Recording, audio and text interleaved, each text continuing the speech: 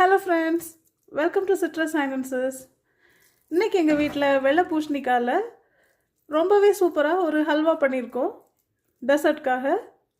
And ரொம்ப ரொம்ப ரொம்ப ஈஸியாக அந்த ஹல்வா பண்ணியிருக்கோம். வேறு எந்த இன்க்ரீடியன்ஸுமே இதில் சேர்க்கலை, எந்த மாவு பொருட்களும் சேர்க்கலை. ஒன் அண்ட் ஒன்லி வெள்ளை பூசணிக்காய், ஏலக்காய் தூள், நெய், முந்திரிக்காய் எல்லாம் தான் சேர்த்துருக்கோம். ஸோ ரொம்ப ரொம்ப ஈஸியாக பண்ண இந்த ரெசிபியை எப்படின்னு நாம் இப்போ பார்க்கலாம். ஒரு 200 கிராம் இதை நாம் இப்போ நல்லா தோல் செதுக்கி கொட்டையெல்லாம் நீக்கி நல்லா துருவிடலாம்.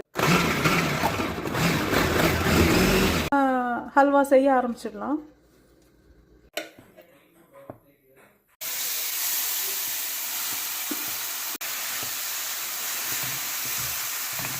நாம் உப்பு சேர்த்துடலாம்.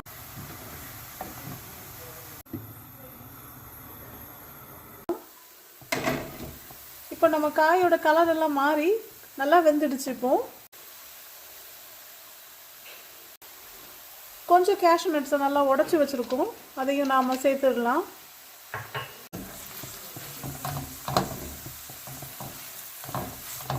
இரநூறு கிராம் வெள்ளை பூசணிக்காவுக்கு நாம் இப்போ 3/4 கப் அளவுக்கு நாட்டு சர்க்கரை எடுத்துருக்கோம்.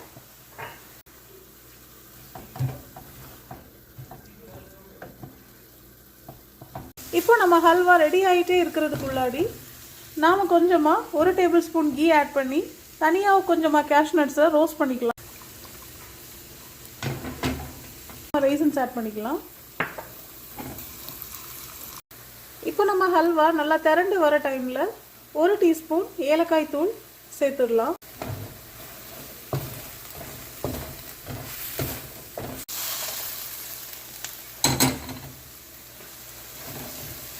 நாம சர்வ் பண்ணிடலாம்.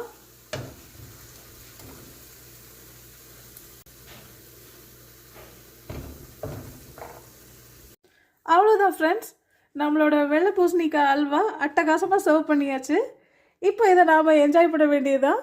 உங்கள் வீட்டில் சர்ப்ரைஸாக கெஸ்ட் வந்திருக்காங்க, அல்லது உங்களுக்கே ஏதாவது இனிப்பு சாப்பிடணும் அப்படின்னு தோணுச்சுன்னா யோசிக்காமல் இந்த அல்வாவை மொத்தமே 15 மினிட்ஸில் நீங்கள் செஞ்சு முடிச்சிடலாம். ஓகே ஃப்ரெண்ட்ஸ், எங்கள் வீடியோஸ்லாம் உங்களுக்கு பிடிச்சிருந்தா kindly like, share and subscribe பண்ணுங்க. Thank you friends.